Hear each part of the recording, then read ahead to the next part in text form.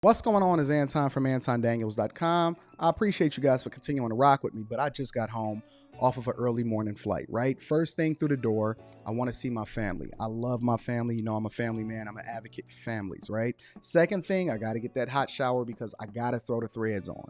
The threads make me feel like $1,000,000, but the third thing through my mind and all throughout the trip is that I got to have that Tej pack.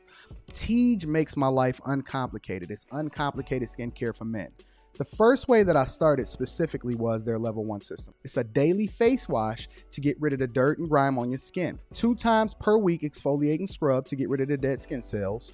An AM moisturizer with SPF 20 because you should always be protecting your skin from the sun. And a PM moisturizer to help your skin stay hydrated and healthy throughout the night. Here's the thing. My favorite part about Tej Henley is that every box comes with an instruction card that tells you when to use each product, how much to use, and in what order. They really making the process of achieving and maintaining amazing skin for men uncomplicated. In addition to amazing skin, members of Tej Henley get tons of benefits, including at least 20% off the retail price, the ability to customize your box, exclusive monthly deals, you can pause and cancel at any time, and you get free shipping. And because Tej Henley is sponsoring today's video, they're offering my viewers an amazing deal, right? Just click the first link in the description and you get 30% off your first box, plus a free gift.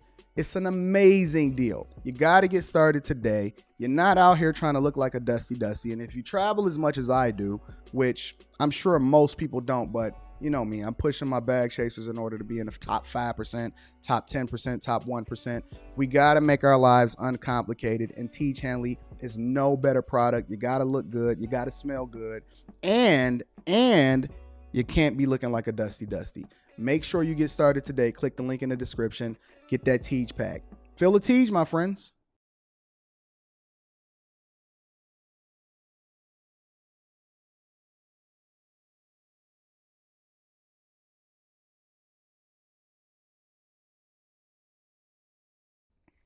What's going on is Anton from AntonDaniels.com. I appreciate you guys for continuing to rock with me. Thank you for tuning in for another edition of the Millionaire Morning Show. I have a full show lined up for you guys today, and I believe that it's going to be absolutely, positively phenomenal and wonderful. I thank you guys for continuing to rock with me. Let me give some early acknowledgments to the Cash Apps, to the people that's really holding me down. Let me give a shout out to Ken for the fireball on Cash App. And let me also give a shout out to my dog, Mike that dude. Mike that dude is so loyal and rocks with me so much that he literally donates every single day before I even live stream. Before I even jump on the platform and live stream, Mike that dude makes sure that he absolutely positively hold me down. So I got to acknowledge you guys on Cash App. I want to acknowledge every single person that pours into what it is that we do on a regular basis. I appreciate you. You do not go unnoticed. And I think that we're going to have a phenomenal show today. Let me also give a shout out to the early super chatter. Shout out to Cowboy in the building. Says, try that in a small town. Hey, shout out to Jason Aldean. Do I need to address the Jason Aldean? I'll address it tomorrow. Shout out to my dog Cowboy kicking it in the building. I appreciate you. Aurora Monroe sent the fireball. Says, shout out to the real MVP during the entire Felice Johnson interview, Mrs. Daniels. Hashtag I'm not built for prison. Hashtag just say no to booty shorts. Hashtag I'm in a bind, Nate. Yo, I dropped 2 interviews yesterday inside of the Patreon. One of them was the Felice Johnson interview in its entirety. So the Patreon members get everything first. Shout out to Auto Monroe. The Patreon members and the bag chasers get everything first. That link is in the description as well as pinned to the top of the chat. I dropped it. I'll drop a clip later on this afternoon, probably on the Anton Daniels channel before our live stream tonight on Wednesday. But the Patreon members and the bag chasers get everything first. So the full uncensored interview in its entirety is existing within the Patreon. If you are not a bag chaser, and you can absolutely level up when it comes to the content and the information that we drop inside of the Patreon, but also it includes all of the exclusives, interviews, That link is in the description as well as pinned to the top of the chat. Also, let me give a shout out to Teach Hanley, 30% off your first order, plus a free gift. Shout out to my dog, Pink Sweats. Hit me up. Reached out to me. We're going to be doing some stuff very shortly. Also, shout out to Annelise. Annelise. Y'all remember Annelise from yesterday? When we was doing a little report about what was going on in Miami-Dade County. Y'all remember Annelise from yesterday? Annelise hit me up on Instagram. I'm going to bring Annelise on here for y'all. She said she want to come and kick it with the people. She want to talk on a Millionaire Morning Show. I don't know. Probably tomorrow. So make sure that y'all... make sure the conversations me and her is having is hilarious. Make sure that y'all subscribe to the channel. Make sure that you share this with your family and friends because this is the greatest show on the face of the earth. Let me also give a shout out to my dog, Dame Dash. I know during that interview you were like, why is this motherfucker locked up?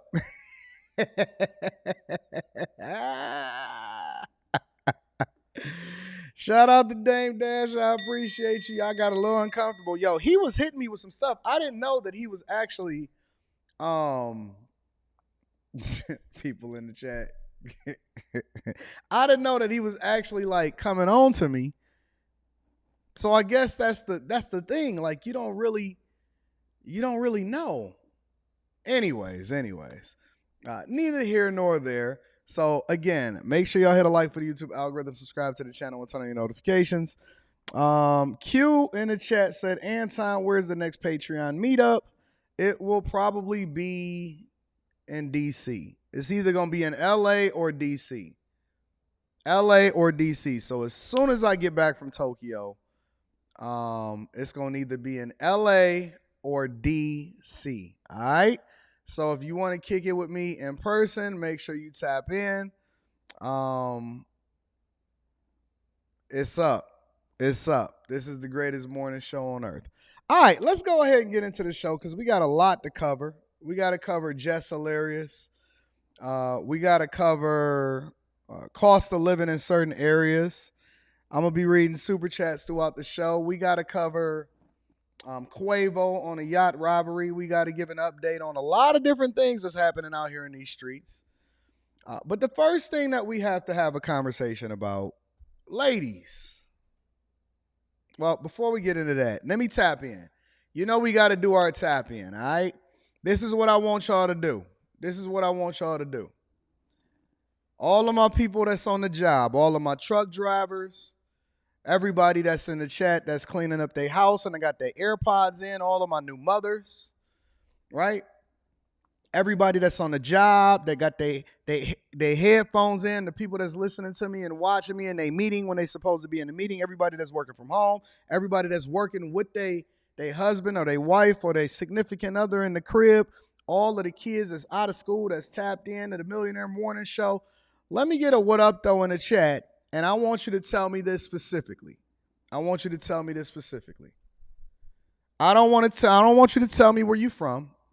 I don't want you to tell me what you do for a living. I don't want you to tell me anything.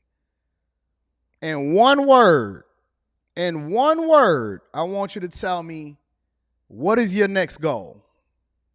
Everybody in the chat before we get started with the show. In one word, I want you to tell me what is your next goal. Okay. Yeah, I made it tough for y'all this time, didn't I? In one word, I want you to summarize what your next goal is going to be. What up, though, to all of my people in Detroit? What up? In one word, I want y'all to summarize. Freedom, I like that. Business, graduate, succession, Alaska, growth, wealth, chasing, wealth, the bag, growth, funding, bags, leveling up, tech, thrive, growth, transfer, car, wealth, more, retire, eat, dental, win, wealth, stability, freedom, health, academy, growth, elevation, freedom, welding, swole, build, security, cybersecurity, remote work, expansion, new job, consistent, freedom, progression, perseverance, knowledge, invisibility, God, enrichment, wellness, elevate, bags, husband. Gotta be cute. Fitness, elevation, fatherhood, immortality. Immortality, that's an interesting one. Jail, Tanisha. Oh, Tanisha said retire. Who was that before? Journey to an unknown place gonna say jail. Jesus Christ. Spirituality, guide, time, selling, God, Annelise. Millionaire. That's the first one. I'm like, where's millionaire? Mansion, placement, expanding, beer. Fucking A. Only on the Millionaire Morning Show do we get such a wide variety of different people. Wife, happiness, dominate, such a debtless. No debt. Debt. Okay. All right, listen. All right, triplex. I like that. Hennessy. Time. All right, cool. So now that we got legitimizing, I see you, Allie. Now the ethical hacker, I like that. LOL, Lakers, desires, uplifting, bag chasers. It says bag chaser up there. Make sure y'all tap into the Patreon. Link is in the description as well as pinned to the top of the chat. All right, let's get into the show then. Let's get into the show. I like that. I like what y'all got going on over here. All right, so listen. I'm going to be reading super chats throughout the show. Thank you to everybody that support the platform. Thank you to everybody that hit me up on Cash App. This is what I got. This is what I have a question for, because it's so much going on throughout the world, and I'm going to address the Jess hilarious situation and everything like that. But the first thing that I have to ask you guys is this. Specifically, my ladies, aren't you tired? Y'all not tired yet? Ladies, are you not exhausted?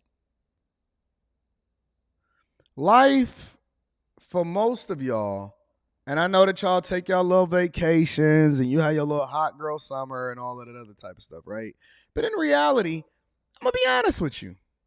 You are getting your asses kicked. I mean, your backside with somebody's size 12 boot is up your ass right now. Exhausted. Tired. In every in which way, since you've decided to come out here and participate in society and try to be like men or try to have a hot girl, whatever the fuck you got going on, life is kicking your ass. You know why most women want a man? You know why most women are looking for a man? It's because they're looking for relief. During the pandemic, which was not that long ago, but a lot of times we like to have short memories. During the pandemic, you know who the people that I've seen suffer the most? Women. Because when you get laid off, you ain't have nobody to be able to depend on. You know, let's rewind all the way back to 2008. Interestingly enough, when everybody was fucked up in 2008, you know what they had to depend on when everything went bad? Shout out to Jeremy H. You know what people had to depend on when everything went bad? Each other. And you know, what I found is that it's very difficult, very, very difficult for you to be able to thrive and survive on your own. You will lie to yourself and tell us that everything is awesome, when in reality, I know for a fact that you would be willing to give up whatever the fuck you got going on just to be up under the right man with his covering, just completely covering you. You would be able to breathe better. Your shoulders would be a lot more relaxed. You wouldn't be out here trying to do things in order to impress people that don't give a fuck about you. You ain't got to worry about the next dude that skeet up in your mouth in order for you to be able to pay your rent. Fucked up. Now, y'all getting it from the very people who you supported the most. Remember when we was having these conversations years ago and y'all said, well, why do you care? That bad bitch over there is my best friend. But that bad bitch was really a nigga that had his hands twisted up like this And you said that he was your best friend because y'all was using the same curl wands together. Yeah. You were at the forefront of everything that you are suffering from in society today. Now they telling you that you ain't even woman enough to even stand next to him. Oh, we gonna get into that today. They saying that you ain't woman enough to face them because they got both body parts and they can use your bathroom at the same time. You not woman enough to stand next to him. Now you want to come and ask for our help. Now you want to come over and say, why can't we band together and protect all women or protect the sanctity of marriage or protect? This is what you wanted. You asked for it. You advocated for it. You said you was a bad bitch. Am I off? You said you was a bad bitch. Listen, now they have the ability to use your bathroom, walk in your stalls, wash their hands right next to you, join your sports and beat the fuck out of you, whether it's a UFC match or a swimming match or a tennis match. Now they kicking y'all ass in y'all sports. It's people out here, shout out to my dog Persevere Data TV, I'm going to be reading that super chat shortly. It's people out here that's saying that you don't even have exclusive rights to call yourself a woman anymore. You don't even have the ability to even own the fact that you have a period anymore.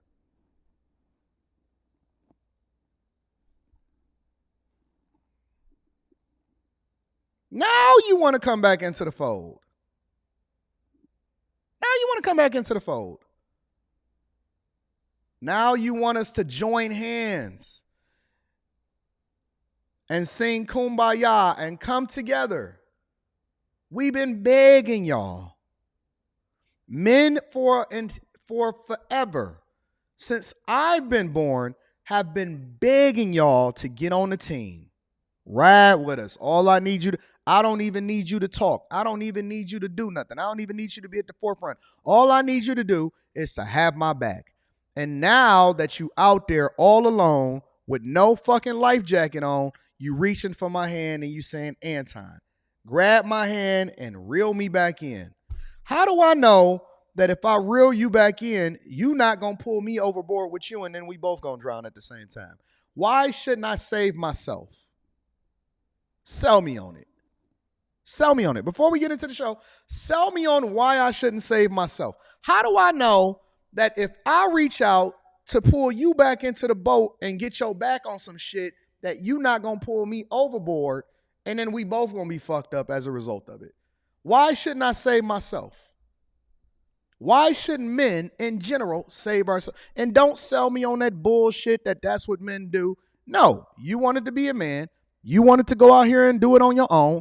And now you said you was a bad bitch. Now you a bad bitch drowning. So why should I then take what it is that I have and my success and my greatness and my ability to be able to take over the world and my manliness and all of that other type of stuff?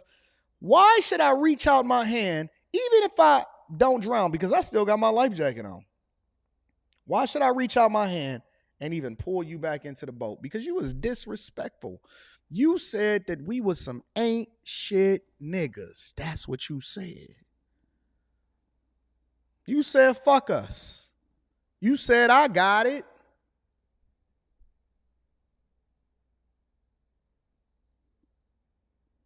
But I'm going to shoot you some bail today. I'm bringing you to the front of the congregation before we really get into the show.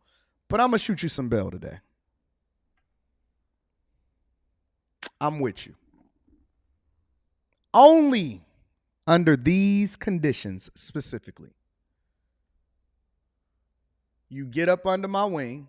You shut the fuck up. You offer peace. You advocate for the same things that we advocating for as far as updating family courts. You stop weaponizing your children just because you don't like that dude. You go back to the man that fucking got you pregnant and stop advocating for somebody else to be your step baby daddy. You get on board. You find your femininity. You get some coaching. You get your life together. You close your motherfucking legs and stop spreading them for every single person. Stop cheating and lying. Stop cheating yourself and get on fucking board. Those are my terms and my conditions. And in exchange, we will then protect you. Now, I know that it's going to be some hyenas out here that say that no. And this is a phenomenal deal. What is Anton saying that you should do? All I'm saying to you is that you become inherently what you were supposed to be in the first place. A lady that does not have a care in the world, in which you don't have to worry about all of this other bullshit that you now are subjected to. The most enrolled, but the most in debt. The least amount of money that you're making, now under the thumb of Biden and student loan forgiveness, hoping that this motherfucker come back and propose legislation over to the Supreme Court to where they can come over and do some shit differently. All I'm proposing is that you do the shit that you were supposed to be doing in the first place so that you can then have a phenomenal, prosperous, soft life. Shut the fuck up and let us do what we do. We don't need you running your motherfucking mouth. Let us do what we do, and then we gonna take you to the front of the congregation, and we gonna put you in the space that you're supposed to be in. And the only reason I'm even having this conversation in the first place is because I've seen how bad you tore shit up.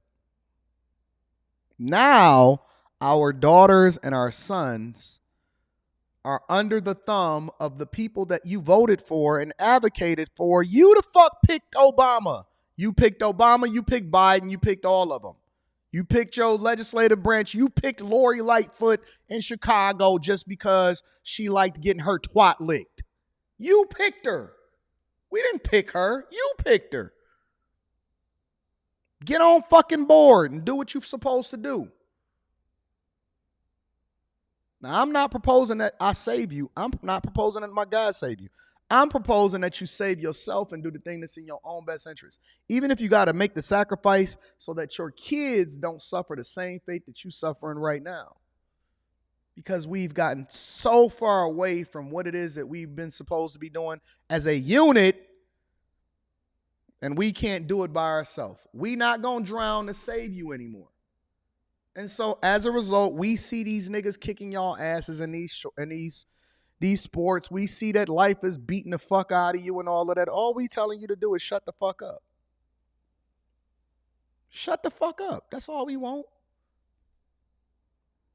And then we'll join hands on you, and then we'll beat the fuck out of whatever society is going on and doing. Because you know what I'm doing? I've been doing it every single day on the Millionaire Morning Show. So this is what I want y'all to do. Make sure you hit a like for the YouTube algorithm. Subscribe to the channel and turn on your notifications. Let's cook. Let's cook. I'm reading those super chats shortly. I'm getting right into the motherfucking show. Jess Hilarious. Jess Hilarious is a reflection of what my women are now advocating for. Has been in the news for the last couple of days. There's been a lot of conversation that's been going on with her. And so for those of you that's been living under a rock, we're going to go ahead and get right into it. I want to show you what Jess Hilarious is now complaining about, which is a reflection of what our women now are going through. Who the fuck is going to stand up for us? Who the fuck stands up for us? And us, I mean women, real women, biological women, women who were born with all the parts that you guys wish that you were. When does the delusion stop? What is the difference between you and someone who has been diagnosed to be mentally insane? Let's stop there. Let's stop there. Let's go back to the first thing that she said. She said, who the fuck is going to stand up for us? You mean the women that separated themselves from the men that were supposed to be protecting them, but then they got out of order in order to do what they wanted to do, and they created their own situation, and now we saying that you need to stand for yourself? Those women? She said, who the fuck is going to stand up for us? Well, why should we save you?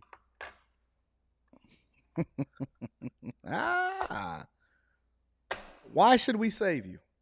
Why should we stand for anything other than saving ourselves?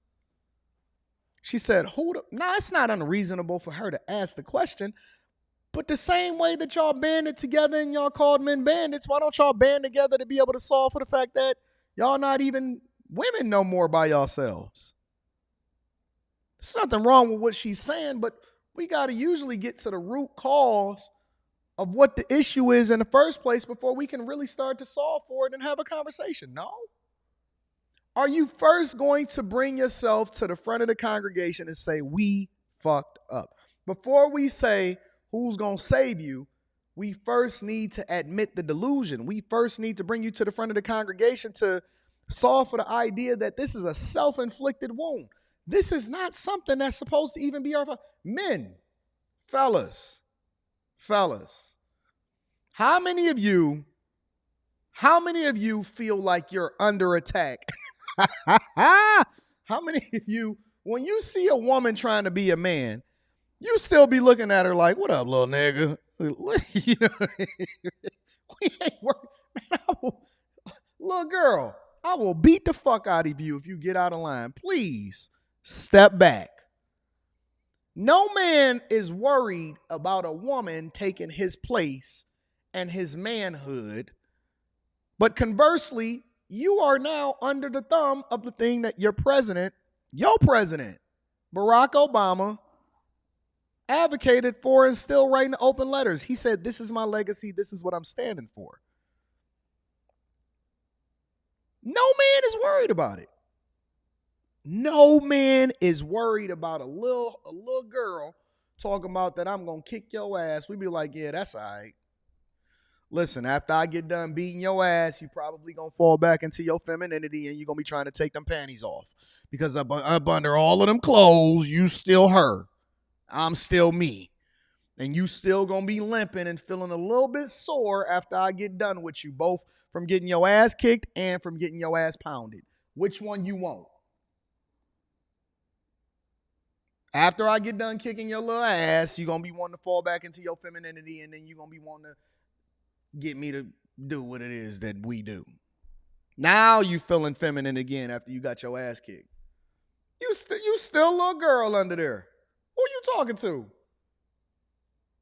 And if you don't take my boxer shorts off, see, you know why you don't see, you know why you don't see the reverse? You know why you don't see the reverse? You don't see women looking to use men's bathrooms. Have you ever thought about that for a second? You don't see women advocating to try to use men's bathrooms because we're going to be looking at you like fool, like, who this little nigga up in there? Hey, yo.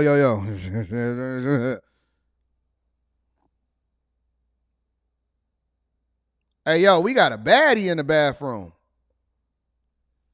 You don't see women looking to go into men's prisons. You don't see women advocating to go into men's prisons. It's a reason for that. Because you're going to be getting donkey fucked. Come on. This is the Millionaire Morning Show. We don't censor ourselves over here. We just talk pure, unadulterated reality. Uncensored reality over here. We not worried about you. We not worried about you. But conversely, this is you. You don't see men on the internet talking about, man, I'm so tired of these little girls trying to dress like boys. You know what we be thinking? Oh, she'll grow out of it. Niggas see the little tomboy as they growing up in high school and all of that. They be like, yeah, you know, she kind of bad though on the low though. You know what I'm saying? You take her out of them suspenders, you're going to be putting her up in some suspenders. You know what I'm saying? We don't give a fuck about you. Meanwhile, Jess is over here petitioning for your help. Here, let me rewind it for you to help you to understand what she's saying. Who the fuck stands up for us? And us, I mean women, real women, biological women, women who were born with all the parts that you guys wish that you were. When does the delusion stop? What is the difference between you and someone who has been diagnosed to be mentally insane? The only difference is you don't have a straight jacket on. Stop talking out your fucking ass. Wake up. How are you projecting your anger on real women? Because we are the gatekeepers. We are the gatekeepers for periods. We the only one that fucking bleed, honey. We the only ones that can give birth. We make y'all people. We make y'all. Y'all come from us. You can't be us. You will never. You're chasing something you'll never, ever get. You'll never be that. Now, y'all pissed at Jess. Do you know that women are starting to get canceled and that they trying to cancel Jess Hilarious for saying the thing that a lot of y'all already thinking? You know you got to censor your words now? Because you're going to piss off somebody who you're supposed to be using their pronouns correctly. You gonna piss off a dude or a woman or a sis. I don't even know what the fuck y'all call yourselves anymore. Whoever he is, y'all gonna be getting them pissed off. And now they coming for y'all. Let me give you an example. Shade, I'm gonna just keep it a bug. A lot of cisgender women are just unhappy. Let's use the term that they love. A lot of real women are really unhappy. A lot of real women are really unhappy. A lot of real women are really insecure. And a lot of real women are really bothered that trans women really look better than they really do.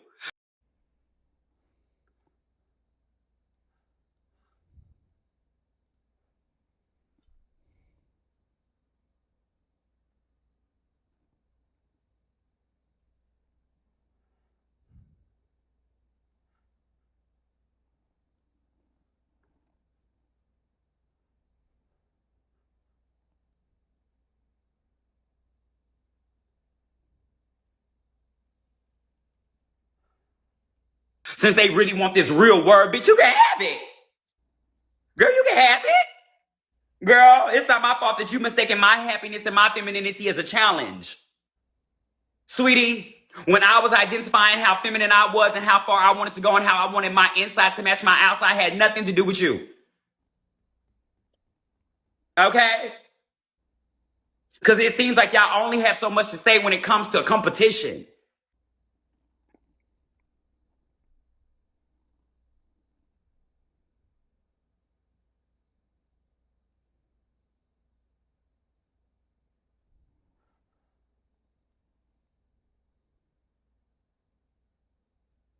Don't be confused, that truth.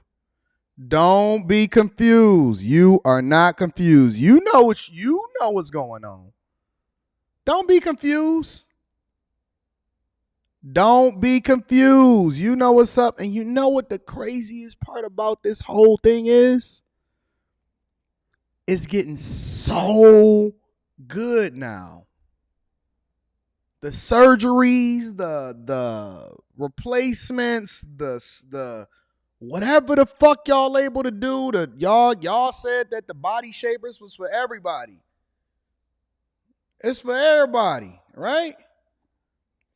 If you look at this person right here, right? And on the outset, if you just look at this person without this person opening up their mouth to talk, to hear the voice, by default, you would think that this is a woman. By default, you would think that that was a woman. I can't fucking tell the difference anymore. I can't tell the difference anymore.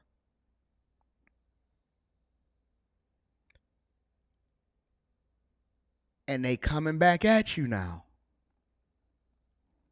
They're coming back at you now.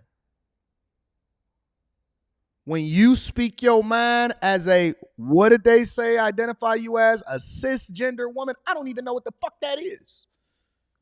As a natural woman, they say, say something.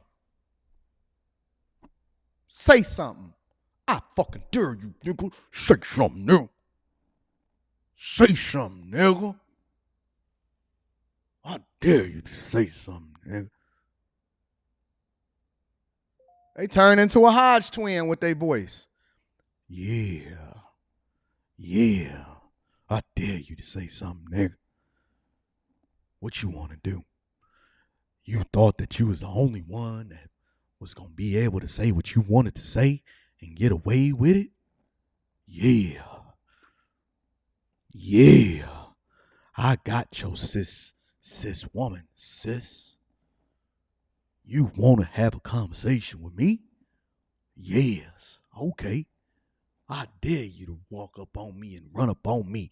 I'ma be beating your motherfucking ass. Yeah. What do you think? Yes, I think the same thing. Yes. Run up on me if you want to, because I identify as a motherfucker that will beat your ass. Yes. Go ahead.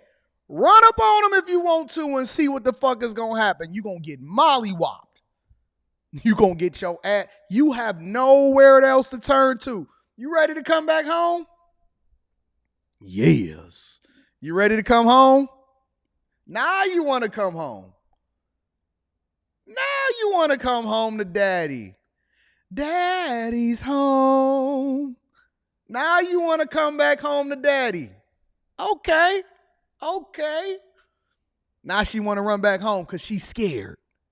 Yes, you scared now, huh? Okay, let's see what you need to be fearful of. It really seems like y'all only have so much to say when it comes to tearing somebody else down. Girl, don't nobody want to be you. Mm-hmm. Girl, don't nobody want to be you. Let's be clear, Miss Thing. A lot of you don't want to be you.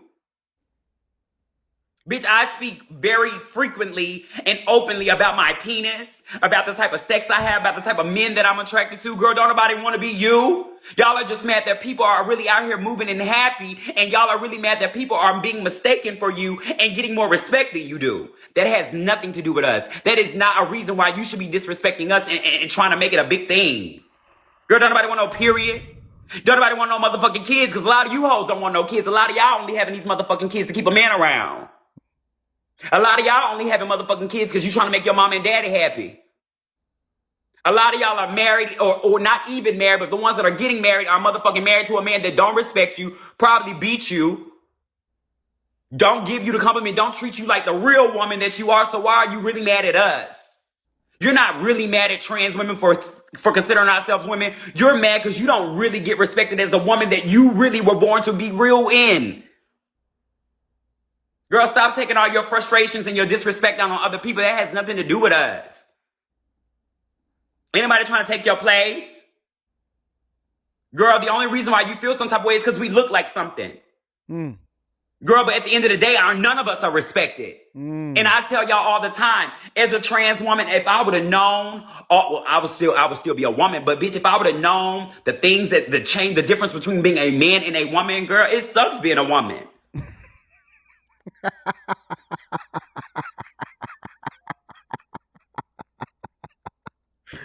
Oh, daddy's home.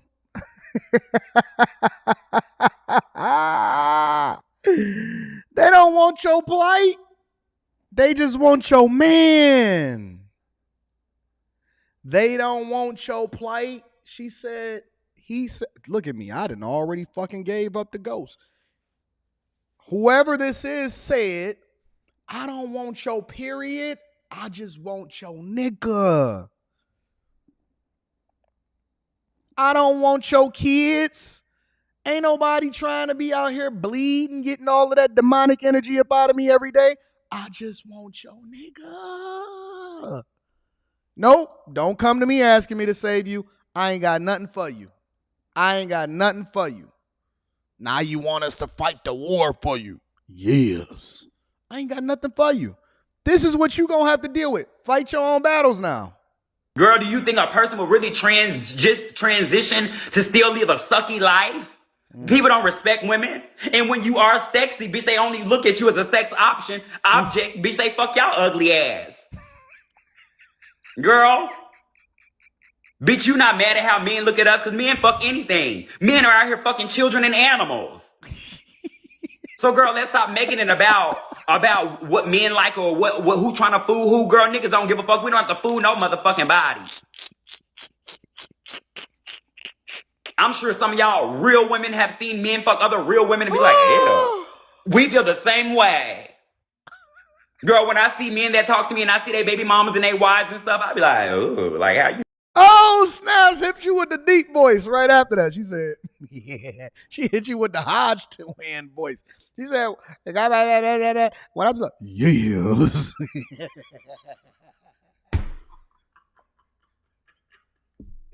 I ain't got nothing for you, big dog. I ain't got nothing. Hey, listen. Watch the switch up. Baby mamas and their wives and stuff, I be like, ooh, like how you go from.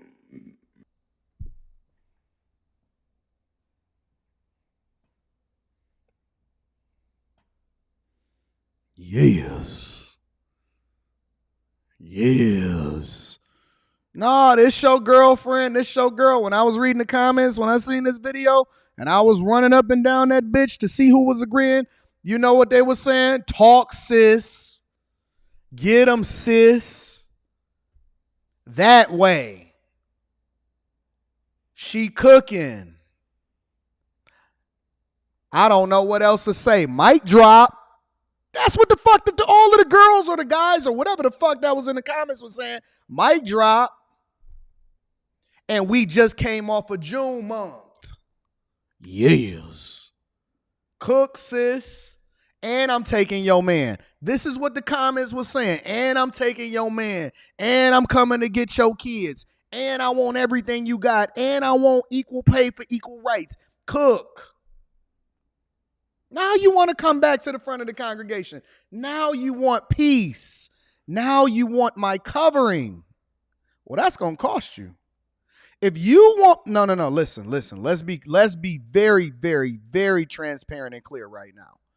If you want our help, it's going to cost you dearly. If you want me to get out here and fight on your behalf and to deal with a person with hands that look like Hulk Hogan and a voice that can go, yes, at the switch of a dime, my life is on the line for this shit. You gonna have to, you coming out of something. You gonna have to give me everything you got. You gonna have to give me everything you got. If you want us as your fellow horsemen to come in and ride in to save the day, I want everything for you. I want everything you fucking got. I want your soul. I want your mouth. I want every crevice of your body. I want your submission. I want you to shut the fuck up and then go in there and make me a goddamn sandwich, and it better be toasted on both sides. When you make my motherfucking sandwich and you get the right bread too, I want that good bread from Panera Bread. I want that custom shit that they make every single day. I don't want that old shit. I don't want no wheat from Kroger. I don't want the 99-cent our wheat. I want that motherfucking good bread. And when you toast my shit, don't toast my shit on the outside. I want the outside toasted first, then I want that shit flipped over, and I want the inside toasted in the same way that the outside is toasted. So when I bite into it, it go. I want everything from you. I want everything you motherfucking got. Don't hold back nothing. Every single time we get in the bedroom, I want you to go all out. Don't reserve yourself. The Bible say live every day like it's your last. The Bible say live every motherfucking day like it's your last. I want everything from you. Give it up. Give it up. Give it up. Give it everything.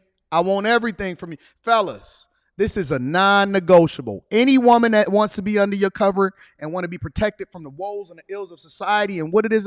Okay, well, listen. Let me tell you what the alternative is. This is what you can have. That's it is. Like, girl, no. You got some money? The caliber of women that y'all fuck are loser. Or,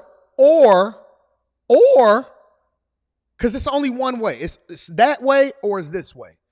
I want every motherfucking thing you got. I want you to let it all out. Let it hang out. No reservations. Go all out. This is your last day on earth, all out. Every single day, I want it. I want it.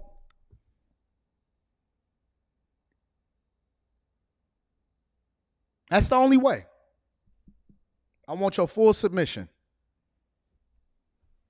Otherwise, this is what you get.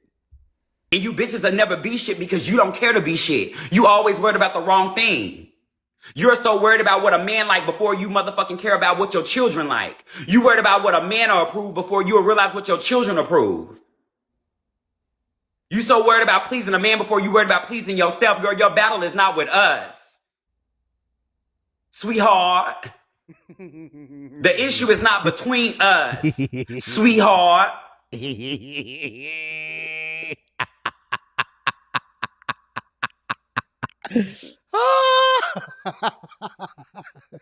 See, this is where y'all messed up. This is where y'all, honest to God, messed up. Y'all thought that y'all was hurting us by putting yourself in a difficult position. Now you got to come back crawling with your legs. Your tail tucked between your legs. You should have shut the fuck up and just rocked out with us in the first place. Now, this is what you get. Let me read some of the super chats. I want to see what everybody else is saying out here in these streets. I don't want to be out here alone. I want to see what the streets is talking about. What do y'all think that the streets is saying? Yeah, sweetheart. She said, yes. Without question is in the building says this show is definitely going to be one of them ones. It's going to be one of them ones. Shout out to you, big dog. I appreciate you. Kojo Thompson in the building says, next meetup, DC, please. I'm going to be there. It's a strong possibility we going out to DC. You know what I'm saying? Shout out to my DCers in the building. Honigan with the 5 ball just came through and dropped it like it's low. Okay, I appreciate you. Y'all throwing money at me like we at a fucking strip club today. I see you. Jeremy H with the 5 ball said, Mbappe's offer of $776 million a year, 64.6 million monthly, 14.7 million a week, $2.1 million a day, $885,000 an hour, or $88,000 an hour, $1,475 per minute, $24 a second. Big money. We're going to get into that. Oh, God. Persevere Dated TV is in the building. Persevere Dated TV says, appreciate the insight, bro. Back to the chase in the bag. Shout out to my dog, Persevere Dated TV. I appreciate you for always supporting the platform. Let me give you a always looking out for your boy. I don't ask y'all for cash apps and super chats and shit like that. I just appreciate the fact that y'all appreciate me, so I got to acknowledge y'all. So shout out to my dog, Persevere Dated TV, with the 100 ball in the building, showing out. Aaron Gould says, AD, you are doing God's work. Been a Patreon member for over a year, worth every motherfucking penny. Never stop being you. Hashtag no victim Olympics. Make sure y'all tap into the Patreon. Link is in the description as well as pinned to the top of the chat. I appreciate you. Again, let me give you another one for that one because you highlighting how good of the work we doing. Izzy the man says, don't save them, AD. They don't want to be saved. Don't save her. Don't save her. She don't want to be saved. Johnny Olden Jr. says, speak on what Tasha K said about black women being transmitted. Oh, we going to do that tomorrow. We going to do that tomorrow because we got to get back to the money. All right? We going to do that tomorrow. Shout out to I'm Technically Tim. Says, nah, ADD surgeons are actually modern day witch doctors. Is looking real scary for my generation going forward. I feel bad for y'all. Y'all don't even know what the fuck y'all out here dealing with. You know what I'm saying? Melvin Johnson says, don't forget they can change their birth certificate. I didn't know that one. Brock is in the building with the 5 ball, says, Optimus Prime sounds kind of mad. These Transformers losing their minds and clutching my pearls.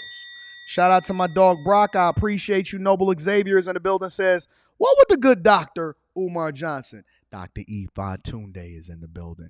Peace and Pan-Africanism. Peace and Pan-Africanism. Peace and Pan-Africanism. My sisters, we going to have a conference in order to make sure that we get y'all back natural.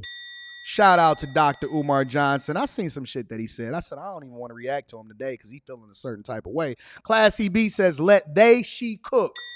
Shout out to she is in the building. Persevere Dated TV, you always getting the clap, big dog. Says, scary times, those are wide receiver hands. Zeno is in the building, says, wild out here. When you think It can't get any worse. Oh, it's going to get much, much worse, my friend. O'Neal Harris is in the building, says, them receiver catching hands. Shout out to my people in the UK across the pond. I appreciate you. P. Rothstein says, AD, you a fool for them Hans. Yes. Shout out to the Hodge twins. I love what y'all over there doing. I'm technically Tim says, only sis I see is a sis man. I appreciate you for continuing to hold me down. Oh my God, Demetrius Coleman is in the building. Says, yo, it's time to execute Order 66. Oh no. Oh no. J Hub is in the building. Says these Transformers are starting to let they nuts hang. That's what y'all wanted, right? I thought y'all wanted to let they nuts hang. Radio Blip Mold is in the building. Says milk and cookies. We got our milk and cookies in the building. Shout out to Radio Blip Mode. Will Finesse, I appreciate you for the 10 ball. Says a lot of these trans women are giving real women competition in the dating market, and that's why they're really beefing. They're both competing for the same men. Whew. Jay Ben in the building, I appreciate you. Said peace and Pan-Africanism. Peace and Pan-Africanism. Peace and Pan-Africanism. This is insane. Shout out to my dog, Jay Ben. Classy Beats is in the building. Says, when they asked for a man with these 3 6s, they didn't realize he'd be wearing a dress and have a BBL. Shout out to my dog, Classy Beats. Demetrius Coleman is in the building. Says, you can get away with this or you can get with that. You can get with this or you can get with that. You can get with this because this is where it's at. Shout out to my dog, Michi Coleman is in the building. My dog, Jonathan Barronville, says, there's no group I've seen defend this nonsense more than black women. The Transformers are trying to replace them, and they're cheering them on. Full clown shit. Full steam ahead. Full clown shit out here in the building. Let me get some more of these super chats up in the building before we continue over with the show, because I want to make sure that I acknowledge everybody that contributes to the platform. Lucid Experiences in the building says, you heard about the trucker that may lose his pension even after working? Yeah, we covered it yesterday. We covered it, or actually we covered it on Monday. So shout out to you. I appreciate you. Y'all gonna have to make sure y'all tune into the show every day. Ari Ryder says, it's funny because black women's rights or black women's fights, the so-called patriarchy, but Jess is asking who gonna protect them. I'm like, shit. Y'all fight this how y'all fight us. No. We gonna give them an alternative. I'm with giving alternatives. Greatness to Work is in the building. Says, just supporting Big Dog. This is a classic, and I am laughing my ass off. Shout out to Greatness to the Work in the building. I appreciate you, Big Dog. Let me also give a shout out to, before we move over into the next subject, Optimus Prime is in the building. Optimus says, don't let these Decepticons catch you lacking, man. I agree. Hold on. I got a few more. Bilderberg boy is in the building. Says peace and pan fried chicken, my friends. Peace and pan fried chicken. Shout out to Bilderberg boy. Lady Raven, I appreciate you. Says shout out to Mrs. Sharita Daniels for being an amazing superwoman. Aaron is in the building. Says they changing birth certificates, and with AI they can change baby pics. Be careful. Rob in the building says, I'm glad I'm married. This shit is wild as fuck. Facts. I agree with you. Let me also give a shout out to Craig G in the building. Craig G says, it's a clown world. It's a clown world that we live in. Make sure y'all hit a like for the YouTube algorithm, subscribe to the channel, and turn on your notifications. We gonna revisit this tomorrow. I'm not done with y'all. In the meantime, we got to bring Quavo to the front of the congregation again. Make sure y'all hit a like for the YouTube algorithm. Peace and Pan-Africanism. Peace and Pan-Africanism. Peace and Pan-Africanism. Now to a crime alert in Miami. Police investigating a possible robbery aboard a yacht during an event being attended by a famous rapper. Local 10's Roy Ramos is live with what he's learned so far. Roy. And we've learned that famous rapper is Quavo with the group Migos. This alleged incident happened near Mount Sinai Hospital. For that reason, Miami Beach Police is investigating. But it's right here outside of the Wharf, Miami, where officers boarded that vessel after a crew member called 911 to report that their captain was being robbed at gunpoint. Police seen swarming a large yacht on the Miami River near the wharf Sunday night. Miami Beach Police said it was just before 9. Officers from multiple agencies responded to a possible armed robbery aboard the vessel. It was kind of like an ambush from both sides, and that's when we got rushed out. We saw police holding guns, rushing. So, y'all out here fucking up the church's money. Y'all out here messing up the church's money. And you down in Miami, renting yachts, bringing your friends on, having a conversation, and then your homies got pissed off and decided that they wanted to hold the captain hostage, allegedly. Hey, why y'all gotta go everywhere? Man, they should have never gave you people money. They should have never gave y'all people money. Ever should have gave y'all money. They should have never gave you people money. At all. I'm so tired, boss. I's tired. Everywhere I go when we get some money, I got to see somebody else that got some money that ain't necessarily aligned with me from a value perspective. And now y'all out here in Miami shaking down the captains of the boat. That is very much unfortunate. And it's a crazy scene, not gonna lie. Cell phone video obtained by Local 10 shows the moments police and units with their Marine Patrol approach the yacht. Officers board the vessel and question witnesses as to what happened. All of a sudden, there's like a police boat that came to the front, and people are just raising their hands up. So we're kind of wondering what's going on. I spoke with the owner off camera, who told me a group between 13 and 17 people chartered his yacht. But when the rental time expired and it came time to return it, he said, the group became upset and 2 men aboard held his captain at gunpoint, threatening to kill him, and took more than $8,000 they initially paid for the charter. Investigators with Miami Beach Police said the large group, which included rapper Quavo, whose real name is Quavius Marshall, denied a robbery ever happened, but said there was a disagreement about rental hours and even showed officers text messages that show receipts for the rental via Cash App. So y'all can't rent a boat in peace. Y'all can't go out there and party in peace. Y'all got to come out here and mess up the church's money, trick it off. I know y'all trying to figure out what is Anton doing. I'm curious. We just so happen to be talking about a specific story. And so what I'm going to do, this is what I'm going to do. I'm going to pivot. Since we live and you know we do things however it is that we want to do it when we want to do it, and we pivot when we want to, I'm going to invite my friend up here, my new friend. I've been talking to Annelise. She just sent me a message. She said, Anton, I want to come up here and kick it with you. I want to come up here and have a conversation with you. I said, okay, Annelise, let me go ahead and send you over the link. I want you to be able to come on.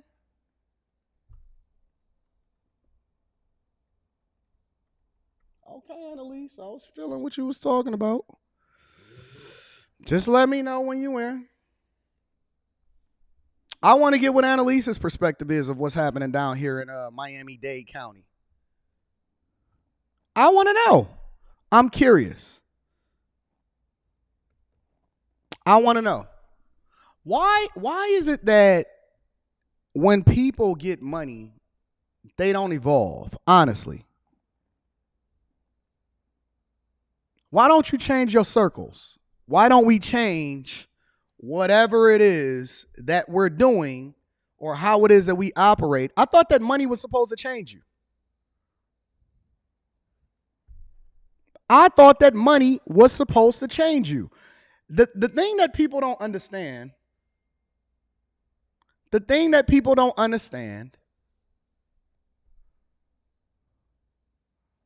is that when you get money, you don't evolve into becoming a better person. You become more of what you already are. When you become successful, you don't evolve into becoming a better person. You become more of what you already are. Let me see if I can get my friend up here real quick.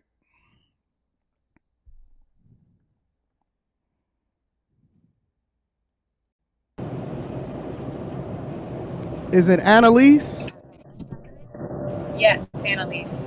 What's going on, Annelise? How are you doing? I'm actually heading back from Tampa right now to Miami. You heading back from Tampa over to Miami?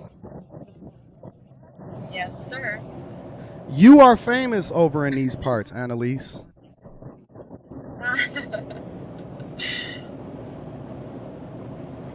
So, you work for the news station, right? I do. I work for WPLG for Local 10 in South Florida. Okay, so let me ask you a question before we get into you. I'm curious about this story, right? About, is it a police director? He was a police director that offed himself, or not offed himself. He shot himself. And Yeah. give me a little bit of insight into that. So he is the director of Miami-Dade County's police department, which embodies basically all the cities within Miami. So the entire county. It's one of the biggest police forces in Miami, in Florida, and he basically was going to run for sheriff because the police department is turning into a sheriff's office, and he's running for sheriff next year. Well, that was the plan, and he was at a sheriff's conference in Tampa with sheriffs from all over, and what we've heard from sources from Tampa police is that he got into an argument with his wife. At one point, apparently pulled out a gun and put it in his mouth and threatened to kill himself. So a witness saw this, called Tampa police. Tampa police got involved, spoke to him and his wife. His wife said that she was not in fear for her life. He said that he wasn't going to harm himself or others. So Tampa police left and nothing came of it. He left the hotel at that time. From what we've learned is that they were asked to leave. And why were they asked to leave? Yeah. This is the hotel where they were having a conference at? Yeah, JW Marriott in Tampa on Water Street. And they were asked to leave. They were on I-75, and at some point he pulled over and pulled a gun on himself. His wife was in the car. She called 911. He's now in the hospital, and he's gone through several surgeries, and he seems like he's going to have a positive recovery, no brain damage so far that we know of. And the mayor of Miami-Dade actually just gave a press conference about 20 minutes ago, and she said that he called her after this incident happened at the hotel, the argument, and that police had gotten involved, and that he offered his resignation even. And she said that, you know what, he said, I'm coming back to Miami. She said, come back to Miami. We'll talk about this in the morning, get back safely. And then this happened in between. The Florida Department of Law Enforcement are the ones investigating all of it, and FHP, because it happened on FHP's Florida Highway Patrol. It happened on a major highway, and yeah, I mean, it's a crazy, crazy story because this guy is a tremendous leader. He's very well liked in the community, loved by so many, was doing an amazing job for the department, and then this happened. So it was definitely a difficult thing to process for me, and I personally know him. And oh, really? What kind of guy is he? What kind of guy is he? He's a great dude. He's a great guy. His thing was always, his mission was law enforcement. I mean, that was his pride, his passion. He cared about public safety so much. I mean, that was, and then he never struck me as, like a huge political figure, but when it was turning into a sheriff's office, he stepped up and he's like, you know what, I'm running for sheriff because that's what we need. And so he's just a good dude, so. The thing that I'm always compelled about, right, is that no matter how good you are with whatever job that you're doing, what happens at home, it seems like it supersedes, because that's the thing that affects whatever it is that you have going on in your regular life. Was it any hint whatsoever prior to this happening that he was having any kind of issues or anything like that at home that then led into whatever it is that's happening, with him being in the hospital right now?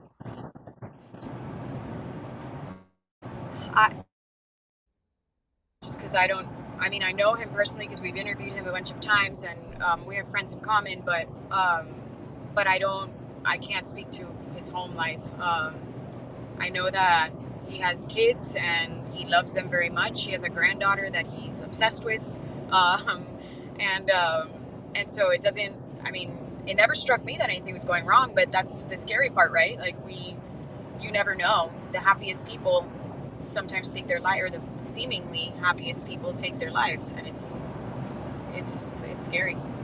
How long have you, I'm curious about you specifically now. How long have you been into being a reporter? I've been in the industry since I was 23, and I'm 30 now. So you 30? years. Yeah. Okay. I've been working at Local 10 for 3 years now, about 3 years. And well, I'm coming up on my 3rd year in January. And before that, I worked in Southwest Florida in Fort Myers at a station called, it was Waterman, now it's something else, but NBC2. And yeah, and I studied this at the University of Miami. I went to broadcast journalism school. I used to cover the basketball team closely there. Yeah, so I've been in it for a while. You love what you do? I do. I love what I do. Do you think that it's easy or it's more difficult? You being a woman, do you think that you faced more obstacles as, from being a woman getting into this particular industry? Not necessarily. It's filled with women. I do think that it's cutthroat. It's pretty, there's a lot of things that come with it. But integrity is a huge piece to this. And I mean, I try to remain unbiased when I do my reporting. And as far as woman versus man, I mean, I would say that there's actually more women in the industry than men as far as what I see on camera, like on the field. But I didn't necessarily struggle getting into it because I'm a female. Actually, I think if anything, it helped. Why you say that? Why you think it helped? Because... all right, can I be honest? Can I ask you a real question? Sure. We want to get down to the brat. Do you think that your looks played a role in you becoming successful in the industry? I mean, I don't think success, it defines my success, but I can't step away from, I can't negate that I'm sure they're looking at what I look like, what I sound like, how I speak, am I eloquent, but your looks has something to do with it, but it's not everything. You don't think so? I don't think so. I mean, I feel like it definitely moves you along, I guess. If anything, it helps, obviously. Mm. I'm sure in my case, if I feel like, sure, it helped. Also that I'm Latin, and even though there's so many Latin Americans in the journalism world now, but especially at my first market, when I went to NBC2, I was one of the only Spanish speakers in that area, and so it was a huge deal. But sure, I'm sure looks help, but I'm not in a managerial position in this world, so I can't tell you what they look for when they're picking their people. Do you think that, because being in South Florida, because I travel back and forth to South Florida regularly, I go over to Tampa, I go over to Miami, probably at least 2 to 3 times a month. You can't even really survive down there without speaking Spanish at this point. Yeah, I mean, we can survive. We have some reporters in Miami that don't even speak Spanish. And really? They're fine. Yeah, for the most part,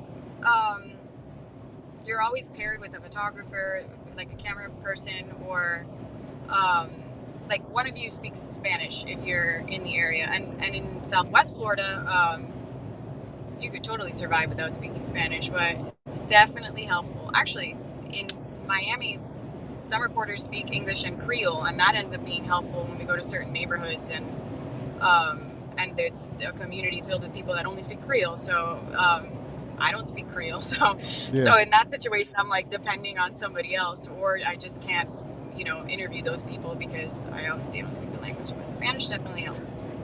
What type of hours do you keep? Like how busy are you? Yeah, what type of hours do you work? Because I know it's not like a standard 9 to 5 or anything like that. Yeah, so I'm in the morning show. So I work the most bizarre hours to anyone that's not in news. They think it's very strange, but I wake up at around 2:33 in the morning. My shift starts at 3:30, and I'm live for a few hours, and then I'm done by 12:30. But then there's a shift that comes in after that that's from 9 to 6, and then there's an evening shift that's from 2 p.m. to 11 p.m. for that 11 o'clock show. But my hours are wild, but I've been doing it for almost 3 years now, and I've gotten used to it, and I go to sleep early, and it's fine. But it is demanding. But you work 5 days straight, and you have 2 days off. Like, it's not like you're always on call, you know? How do you maintain like a home life, a family life, a relationship with such bizarre hours? I exercise after work almost every day, like right after, because if not, I will go home and sit on my couch and fall asleep.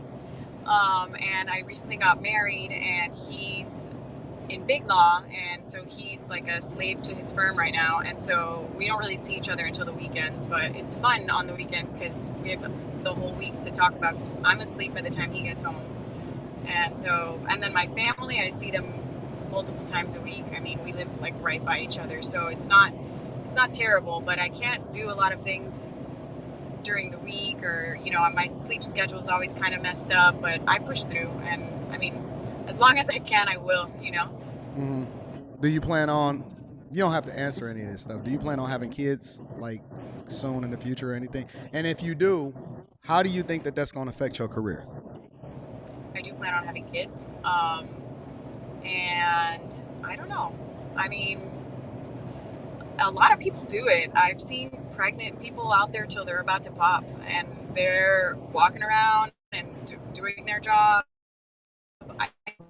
Sleep schedule is a little funky, especially if you're trying to have a healthy pregnancy. But when the kids come, they actually call my shift the mommy shift, because you basically are going to sleep at the time that your kids go to sleep, and by the time you're done with work, you can hang out with your kids or pick them up from school or whatever. So people do it. I don't know that I'll work this shift forever, so maybe eventually I'll have to think about how to approach it then. But I mean, people do it. I think I've seen the craziest, even people who travel a lot and they have families at home, and I think I can manage. I mean, pretty strong. So I got a couple more questions for you. All right. The first question that I have, first of all, are you having fun? Is this interesting to you? Yeah, absolutely. I'm glad you reached out. All right. So the first question that I have is there ever a possibility, considering that you married and stuff like that and you want kids, is there ever a possibility that you would give up the thing that you love in your career in order to just be mommy?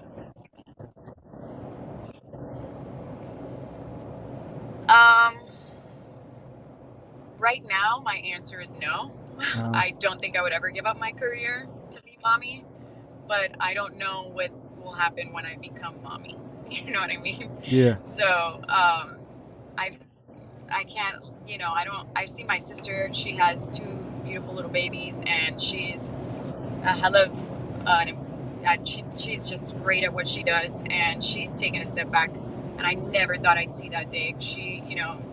She was like career first, and then she's taken a step back. I mean, she's still working, but not nearly as much as she was before. So I maybe think I'm going to try my hardest, maybe it doesn't. Let me ask you one more question. What's the big goal? Like, you in this, you have been doing it for, it looks like probably 7 years or something like that. Like, what's the pinnacle? Like, what's the number one thing that you like, your dream job or the dream goal? Is it to be on a national stage? Is it to wind up creating your own platform eventually?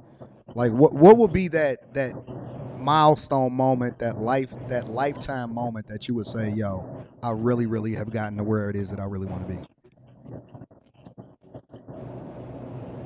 I mean, I've always wanted my own show. Always. And I don't even know how to go about that, but I think I'm on a decent track, but I also love the idea of anchoring in my hometown, in Miami, having like a main anchor seat. So I guess my own show would be the big dream, and the anchor seat is probably the more attainable dream. Okay. Well, listen, is it Annelise? Am I pronouncing it correctly? Yep, Annelise. Annelise All right. Garcia. Listen, Annelise, you're going to be my go-to when I need to find out what the hell is happening out here in Miami or Southern Florida or Tampa. Right, gotcha. And I'm gonna keep you in my favorite people, and then I'm gonna reach out to you if I ever need you. Is that okay? Amazing, absolutely. I'm here if you need me. I appreciate you, love. Thank you for joining me today. All right, thank you so much for having me. See you, babe. Bye. And that, ladies and gentlemen, was Annelise. That was Annelise. So thank you, Annelise, for coming in and giving us some insight and information. Very, very interesting conversations that we were having offline a little bit. But I think that she's awesome. I think that she's dope. And I plan on having her as my correspondent down in South Florida because she has the look, she has the intelligence, and more importantly, she has the drive to be successful. All right. Shout out to you, Annelise. Thank you, baby girl. Thank you for coming on the platform. Let me read some of the super chats and then we're going to continue on with the show. Brittany B is in the building, says, got a new show for y'all. Got a goddamn good show. Shout out to my girl, Brittany B is in the building. We appreciate you, love. Thank you for continuing to rock with us. Shin C says, hyenas versus Decepticons. Shout out to Shin C. What are y'all talking about in the chat right now? What is the problem? What is the problem? Why is the chat acting extra right now? I don't understand it. Why is the chat acting extra? Anton is a professional. Anton is a professional. I don't really understand what the hell the chat is going crazy for right now. What is the issue? Shout out to Millennial Mark TV is in the building, says, I wonder if the Principan pizza will make this black man's fault as well.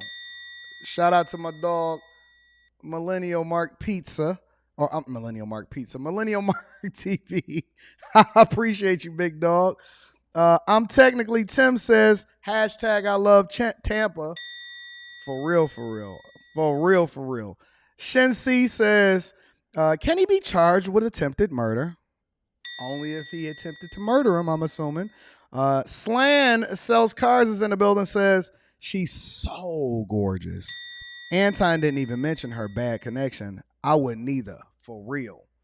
We just happy that Annelise is rocking with us. Annelise said, yo, you live right now? I said, absolutely. Why don't you come over here and kick it with the people? She says, best.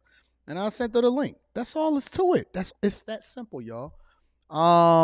Scott says, you could tell she was a little apprehensive, probably looked up your show before, but you did a good job of putting her at ease. Thank you for giving me a compliment of my ability to be able to communicate effectively with beautiful women. Shen C says, hope hyenas take notes. No bonnet and married. Facts. Annelise is that's my homegirl. Hold on, let me give her the official stamp. Annelise is super duper dope. Annelise is super duper dope. Brittany B says, Anton, you messed up my joke. That was yes. I'm sorry, Brittany B. Shout out to the Hodge twins is in the building. I love you, Brittany B. I appreciate you. Let me get one more super chat up in here while we kicking it. Chip Osorio says, wife is a business executive and did not have to give up her career for either of her two pregnancies. She took 4 months maternity leave. It can be done. Chip said it can be done, and I believe you, Chip. Thank you for the 20 ball. Let's continue over into the show. Mbappe Is it Mbappe? She is super duper dope. I got to give her that. I am weak. Let me tell y'all something before we get into Mbappe. I am weak, just like every other man, for a phenomenal feminine woman. When a woman is phenomenal and feminine and they can communicate effectively and they're not combative and they lean into their femininity and they can have a good conversation, you can melt any man. That's what I keep trying to tell these women. You can melt any man in your hand and you can control the situation if you're moving in your femininity.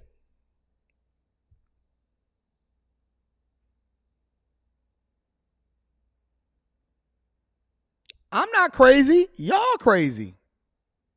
She's super duper dope. Shout out to Mbappe. Let's get into the Mbappe conversation. Bringing y'all up to speed. Apparently, allegedly, he got a billion dollar deal on the table. 1 year, $1 billion.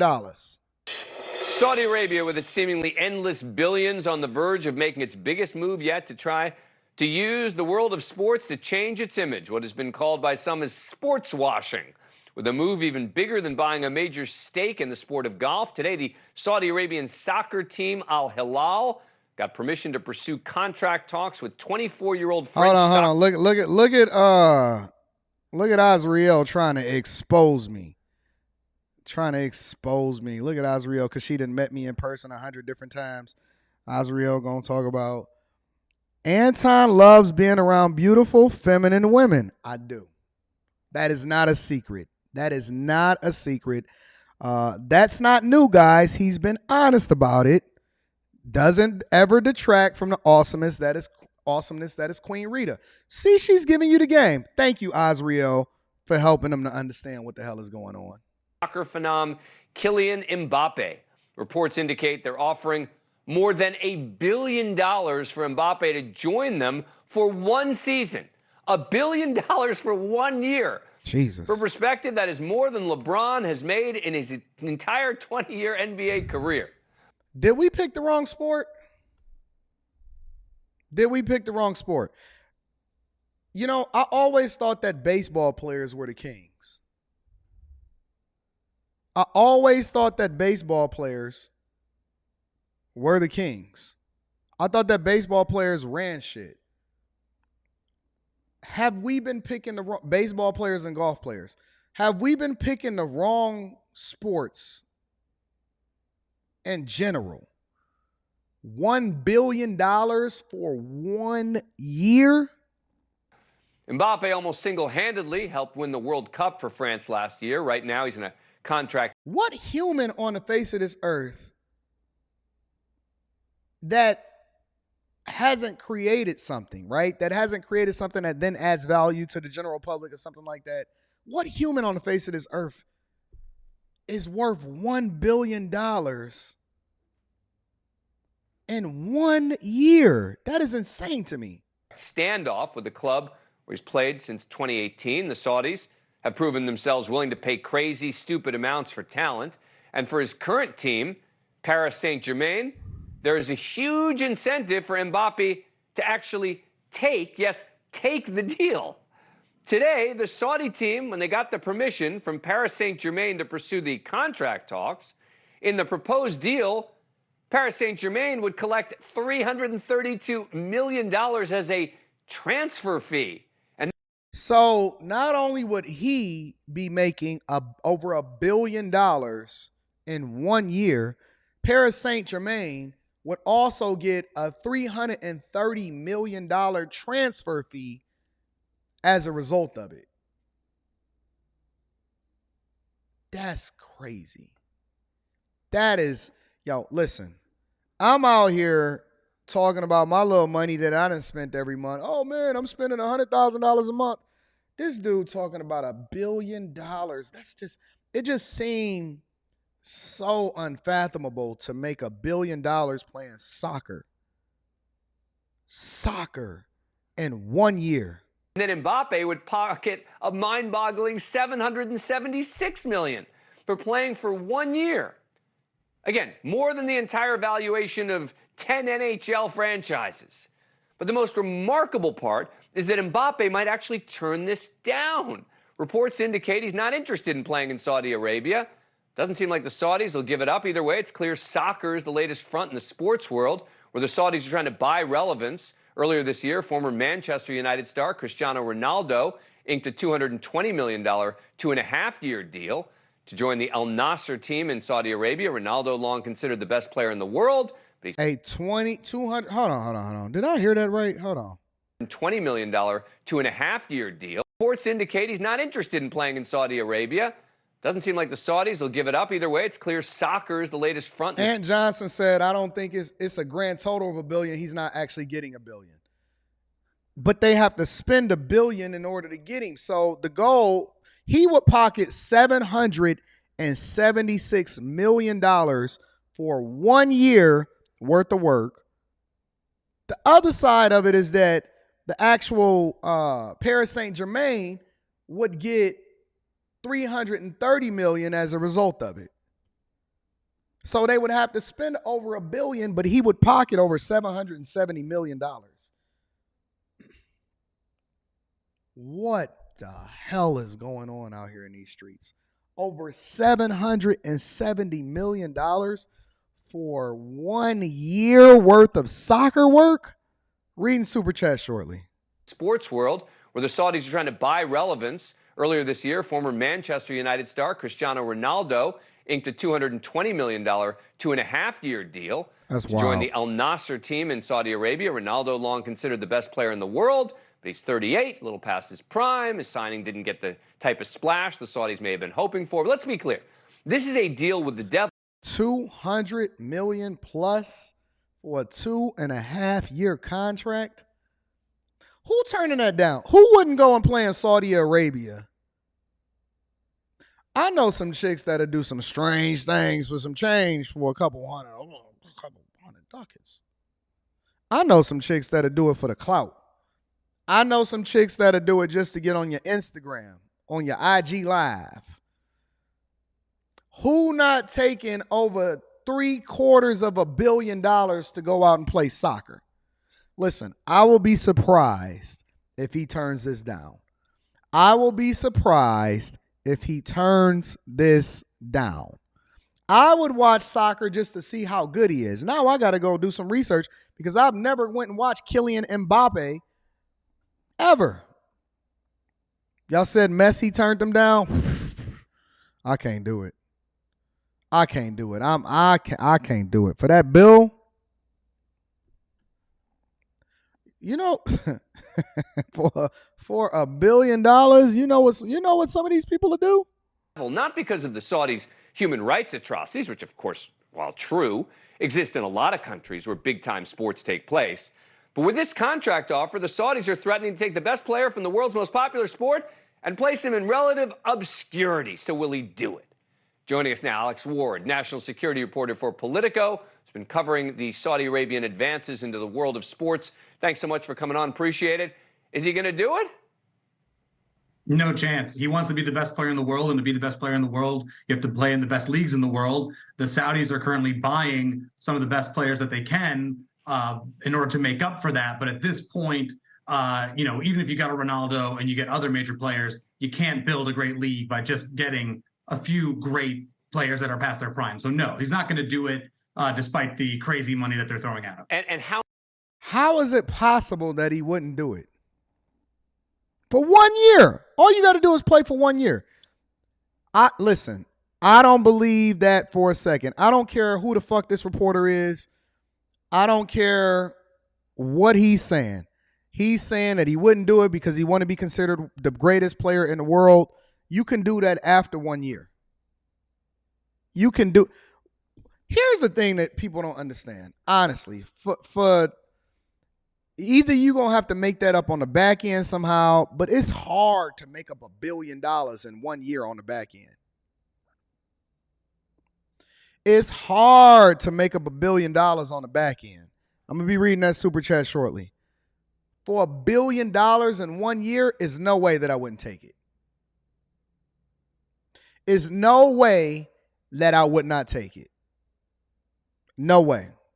if I'm his friend, if he has any friends in his circle, if it's anybody that got that man's ear, go and get that money right now. Go and get that $1 billion right now. If you got any friends that love you, go and get that $1 billion. But here's the other side of it, right? Because then before I even got this story, I was looking at what the hell Jaylen Brown was doing over there. And this is Jaylen Brown, for those of y'all, because he's not a big-time name like a LeBron James. He's not a big-time name like a Stephen Curry. He's not a Giannis Antetokounmpo. He's not a Jokic or anything like that, right? Jaylen Brown from the Boston Celtics just inked a 5-year extension worth $304 million. Let me say that again for the people in the back. Jaylen Brown has just inked a deal in Boston, a 5-year extension. Okay, he's owed over $30 million for the 2023-2024. So this is an extension. So next year, he's going to make over $30 million guaranteed. Let me break this down. I'm going to play the video shortly. 2024-25 season, his number goes up. This is the most money that anybody has ever been inked to in the history of the NBA. Okay? 2024-25. Here, let's do this. We'll break it down like this. I don't want you to believe me. I want you to see it for yourself. You know, I like visual references. Before we get into the video. 2024-25, and all of this money is 100% guaranteed. It doesn't matter if you get injured, doesn't matter what happened in your life, so on and so forth, right? He's going to make $52,368,085 in 2024-25. 2025-26 season. This is after next year. So this is going into the next year, right? After next year, $56.5 million. 26-27, $60 million. Now think about it. This guy is 27 years old. He's 27 years old. And 27-28, he makes $65 million. 28-29, he makes the equivalent of $70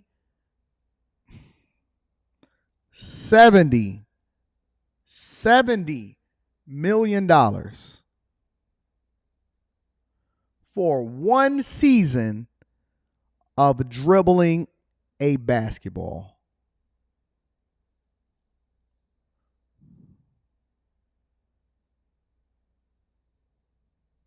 That is insane. Jaylen Brown will be making $70 million in 1 year to dribble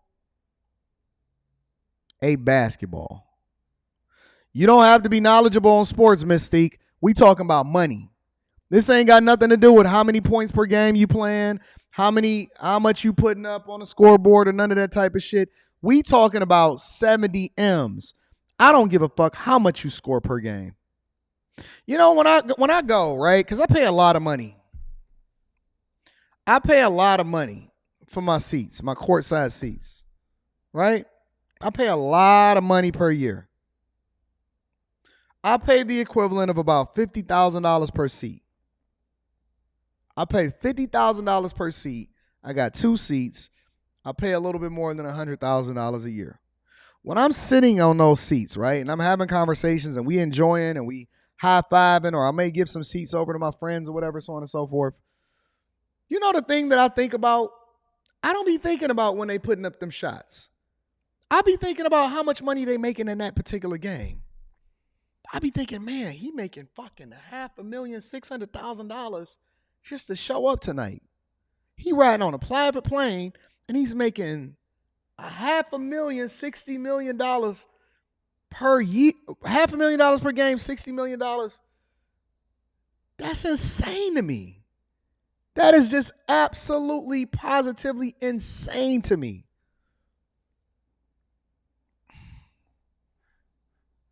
Dr. Umar Johnson over here begging us to hit the Cash App, and these motherfuckers is over here killing the game. The highest paid player in the history of the National Basketball Association. The highest paid, the richest contract in the history of the National Basketball Association has just been handed out, and it belongs to Jaylen Brown. How about that? $304 million. The super max contract. Super. $304 million. Let me say that again. Mbappe is getting offered $1 billion. Jaylen Brown is getting offered $304 million. And y'all over here sitting here arguing, fighting, and having. I'm not even gonna play the rest of this particular video. I want y'all to see the numbers. Fuck the video, right? Fuck the video for a moment. Let's really put this in perspective. Let's look at the numbers. Just really quickly. Take this shit in for 1 second.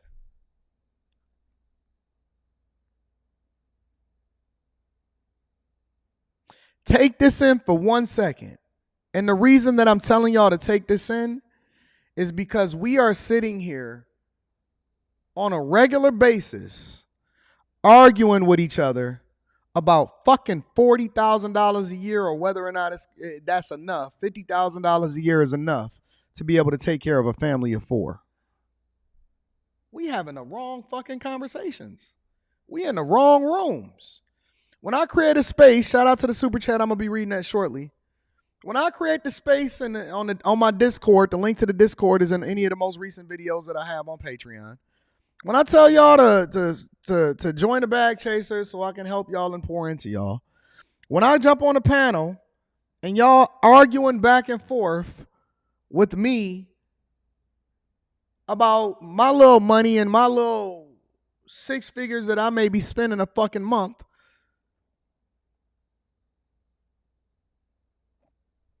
we having the wrong conversations. Fuck the $1 billion a year. Fuck Jaylen Brown, okay? Because we shouldn't even be having a conversation about them. We should be having a conversation about how the people that own the team got to the point to where they can pay this motherfucker $304 million, y'all. We are having the wrong conversations. We are sitting here fighting and going back and forth with each other, judging each other about the idea that I may be worth this or you may be worth that. I got motherfuckers that's on YouTube jealous of me, and I'm not even nowhere near in this category. I don't have a net worth that's worth more than 1 year of what he's going to be making right now. And we sitting here going back and forth and having discourse and hate and jealousy for other people that's trying to put other people in a position that they can get a bag too. We don't even know if he got one person on his payroll. And we sitting here arguing and fighting. That's what my mind, honestly, that's what my mind goes to. My mind goes to, what are we talking about? We got to sit here and get people on board for them to be able to do the thing that's in our own best interest. Hey, come on home. Be submissive. Let's work together. Let's build these businesses. And then you got other people that's dedicated to tearing other people down for fucking what?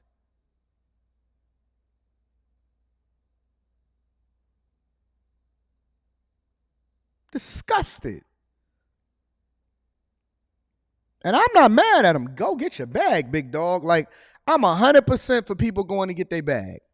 I'm 100% all for people going and get that bag. I ain't never trying to tear nobody down. When I see somebody get some money, as long as they ain't robbing nobody for it, as long as they not doing somebody dirty, as long as they not scamming somebody for it, when I see somebody go and get some money, I am ecstatic.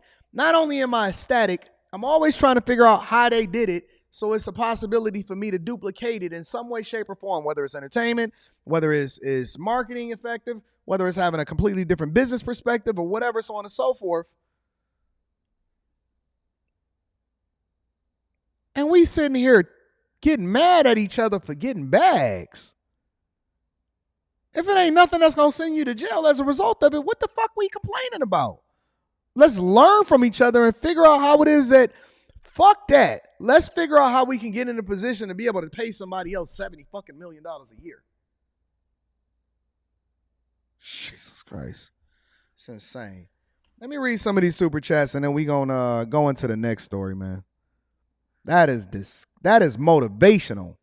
Executive Suite MLE is in the building. Shout out to you. I appreciate you, Big Dog. Says, you gave me a great idea on accident, Big Dog. I will email you later. New merch coming to my site. Honey Badgers versus Decepticons, a.k.a.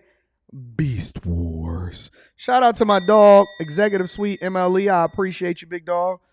Jay Ben is in the building. Says, baseball and golf are American. Soccer is global. Global. Executive Suite MLE is in the building. Says, Saudis are playing with oil money. It's a different game. Appreciate you, Big Dog. Shout out to you. Let's see. Let's get a few more in here. Who's trying to come in here? Hold on, y'all.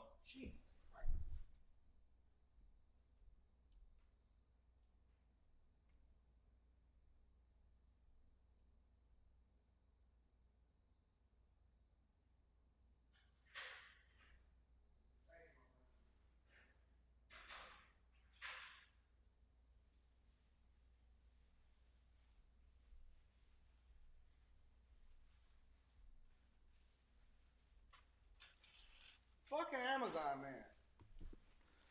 All of that for a fucking Amazon package, bro? Jesus.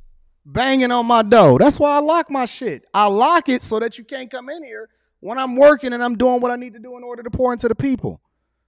Jesus Christ. For an Amazon package. Greatness to Work says, not just the wrong sport, we are in the wrong country. Apparently.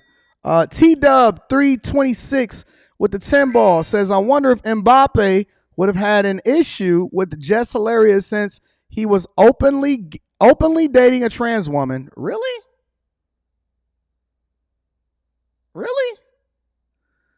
Did you intentionally tie these stories together? No, I don't know nothing about Mbappe. I have no idea. TR is in the building, says, AD, could you give her insight on starting our own platform if that's the path she want to take to pursue something bigger? Well, I can't tell you all the conversations that we having offline. Shh. Shh. Winning Edge is in the building. Shout out to the Winning Edge Car Wash. Hey, Winning Edge, you got to let us know where you at so we can support your car wash. We appreciate you, big dog. Thank you for the 20 ball. Brock says, I'm about to start a damn soccer channel or something, bruh. They got to sprinkle some billions over in my direction. Please, I'll be a soccer hoe.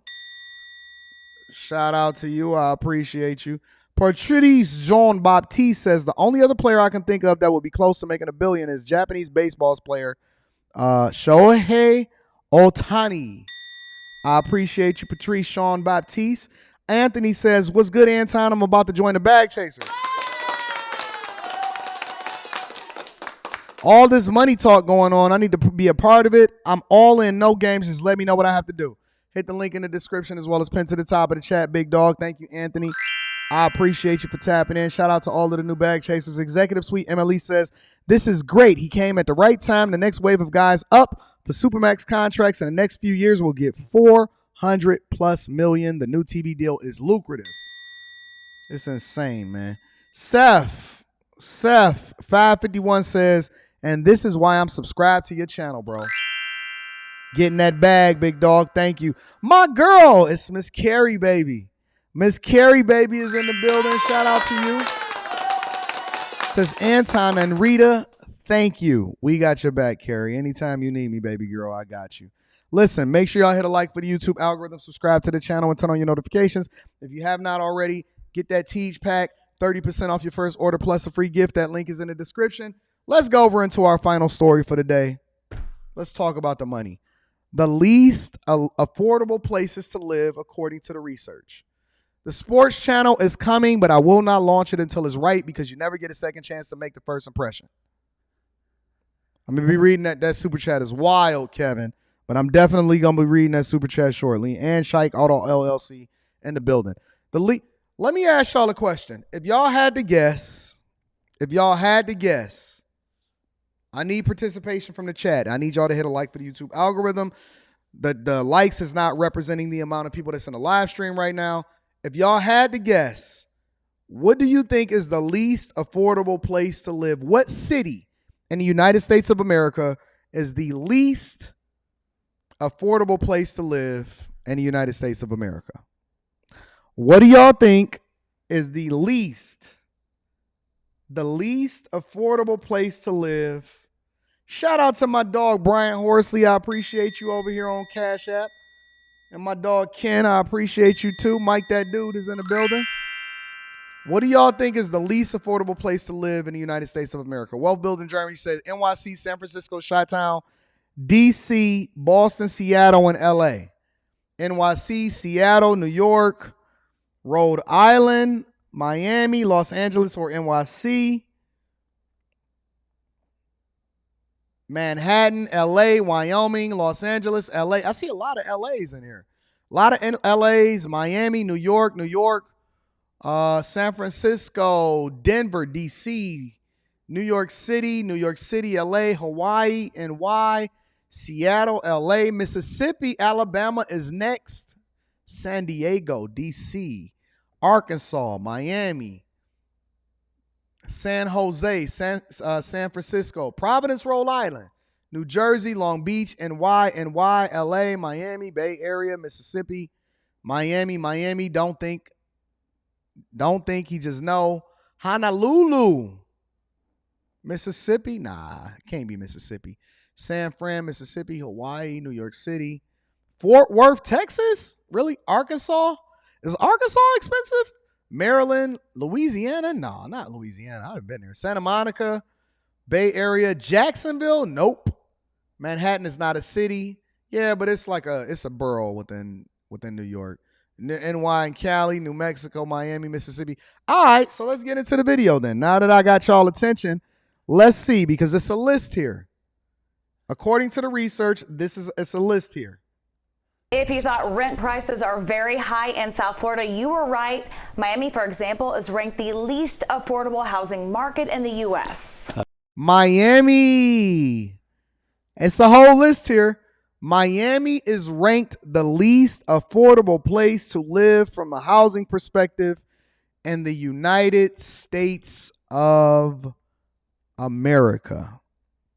Miami is considered the least affordable place to live in the United States of America. Let's continue. That's tough to deal with. According to a recent report, 3 South Florida cities are among the worst places in the nation to rent housing. That's right. They are Miami, Fort Lauderdale, and Hialeah. Miami, Fort Lauderdale, and Hialeah. Miami, Fort Lauderdale, and Hialeah. I don't even know where Hialeah is. When you see these people going down to Miami and they keep talking about they gonna move down there, and I'll be like, yeah, okay. Good luck with that shit. Miami is, they say the 3 least affordable places to live is Miami, Fort Lauderdale, and Hialeah. Fort Lauderdale was only like 35 minutes away from Miami. A lot of people fly into Fort Lauderdale and then they go straight down to Miami. It's cheaper that way. CBS News Miami's Yvonne Taylor finds out what your options are if you can't afford these high prices. 182 cities were part of the study. 182 cities were a part of the study. Hialeah is the North Miami area. 182 cities, they say, was a part of the study. Using several indicators, they came up with the fact that South Florida has 3 cities where income is not reasonable with rent.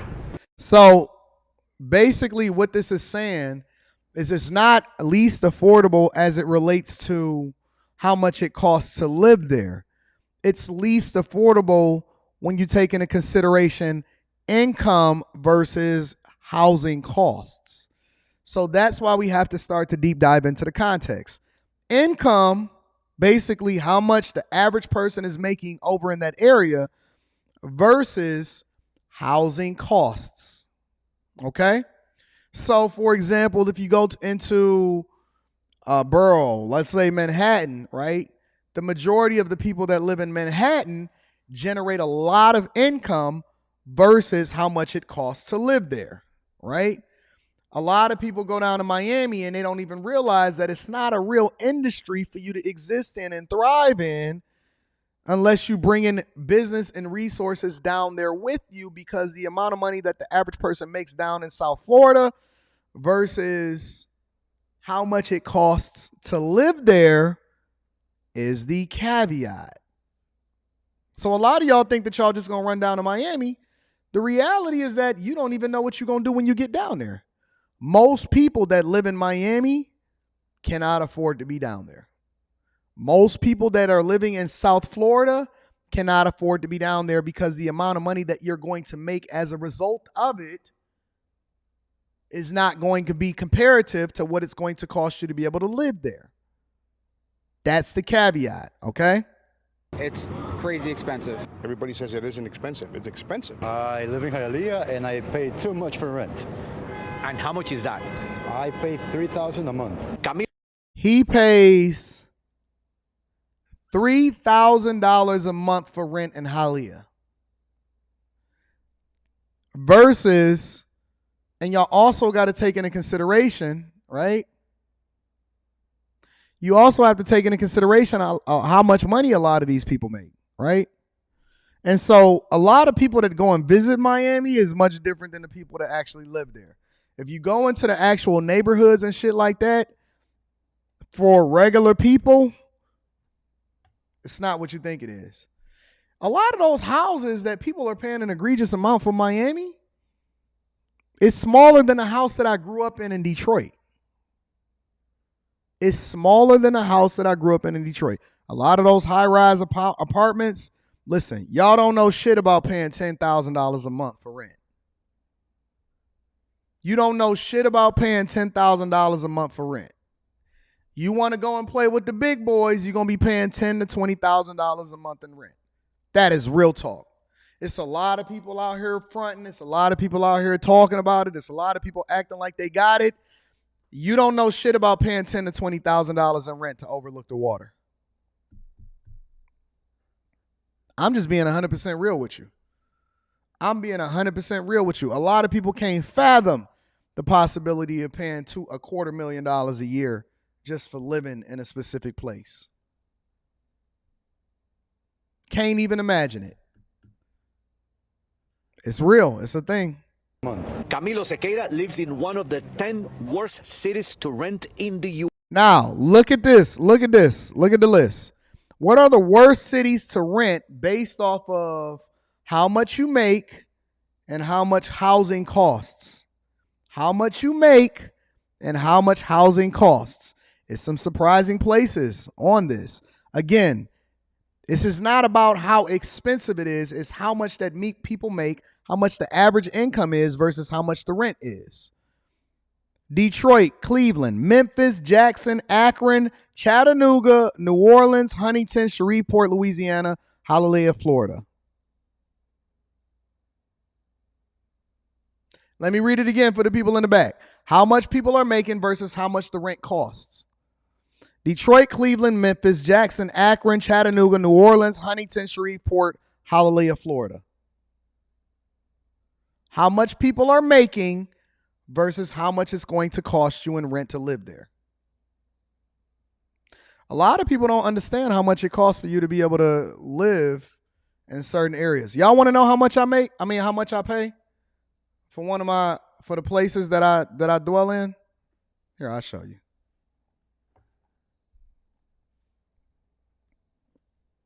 I'll show you.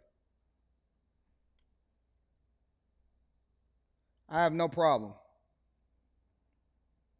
I have no problem whatsoever showing you. A lot of people have no clue.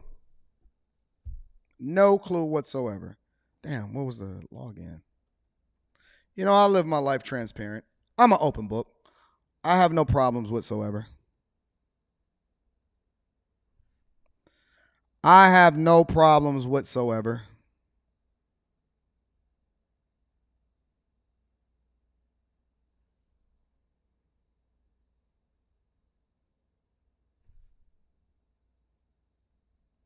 I have no problem whatsoever showing you exactly what it is that I pay.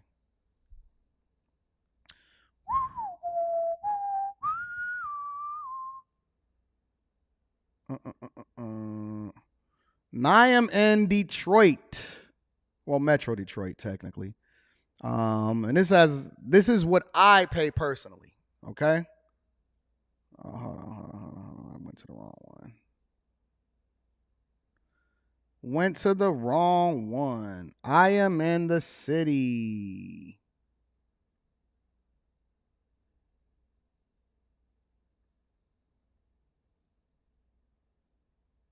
Did I show that correctly? Hold on. Let me see if I can see that.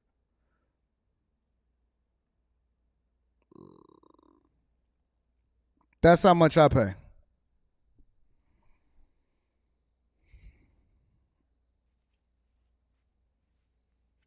That's how much I pay.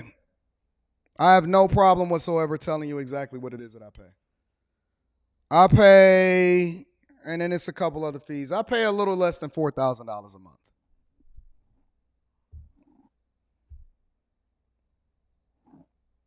I pay a little less than $4,000 a month. That's how much I pay.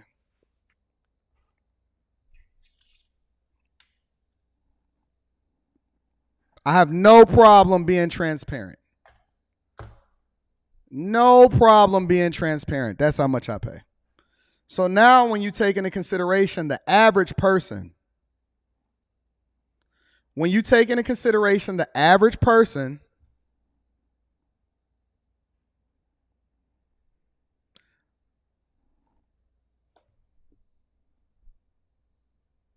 when you take into consideration an average person, I am in Michigan. Well, they say $30 for cable. It's not $30 for cable. It's $30 for cable throughout the entire building, and then I have my own extra fast internet connection. So I basically pay $100 because I pay an extra $70. I pay a little less than $4,000 for the place that I stay in. I have no problem being transparent. I have no problem being transparent. But see, this is why it's important. I need y'all, when y'all following a lot of these people on the internet, right? And when we having these conversations on the internet, I need y'all to start dealing with people that's willing to be transparent of exactly what it is that I'll show my bank accounts. I'll show how much I pay every month. I'll show what's in my brokerage account. I'll show my spending. I'll show my wires. I'll show any of that shit, right?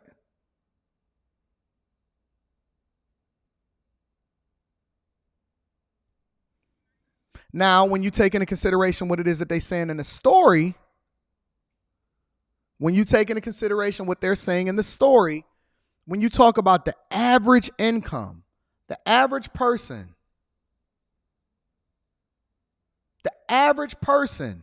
in these environments, what are they paying and can they afford to live there? The average person, what are they paying and can they afford to live there? If you thought rent prices are very high, Wallet Hub, and one of the 3 in South Florida, ranked as the most unaffordable places in America to rent: Hialeah, Miami, and Fort Lauderdale. According to him, before the pandemic, rent was $1,000 less. We asked him if he would move to any of these 10 cities in the nation. So these are the 10 cities in the nation. These are the 10 cities in the nation. The best places to rent an apartment or a house in the United States of America, compared to or relative to what people in that specific area are making. The amount of money that people are paying versus how much they make. These are the top places for you to live in. Let me ask y'all a question. Would y'all live in any of these places? Overland Park, Kansas. Know nothing about it. Scottsdale, Arizona. Hot as the devil's nipple. Bismarck, North Dakota. Shit gets real cold there.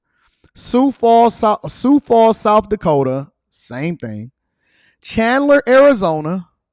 Fargo, North Dakota. Plano, Texas. Know nothing about Plano, Texas. Lincoln, Nebraska. Irvine, California. And Nashua, New Hampshire.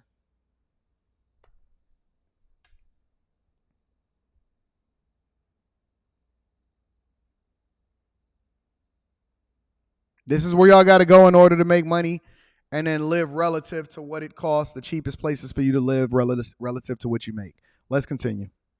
Rent is affordable. 100%. But not everybody is willing to leave. No matter how expensive you're staying here, look around. This couple lives in Coconut Grove. How expensive is it for you? $4,000 a month. He lives in Coconut Grove, and he said he don't care how much money it costs him. He's not leaving because look around you. It's beautiful. It's the lifestyle. It's plenty of things to do. It does not snow in the wintertime. It is 80 degrees. On New Year's Eve, on Christmas Eve, it is 80 degrees. He said he does not care what it costs. They are going to stay where they at. I actually lived in Coconut Grove for like a month when I stayed there during the pandemic. Challenge to find homes for tenants. Sheila Gonzalez has been a realtor for 15 years. She says migration of people from up north since the pandemic changed the dynamics of the industry. The rental market is high, but inventory is low. She showed us this house in Palmetto Bay, Miami-Dade County, to illustrate today's reality. This is a 4-bedroom, 4-bath home with a pool. Right now it's listed for $9,000.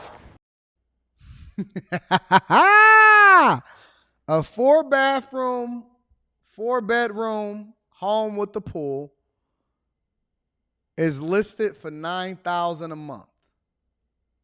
Let me say that one more time. 4-bedroom, 4-bathroom crib with a pool in South Florida is going for $9,000 a month. Let me show it again. 4-bath home with a pool. Right now it's listed for $9,000. How much was it pre-pandemic? Pre-pandemic, I think you can rent this for $6,000.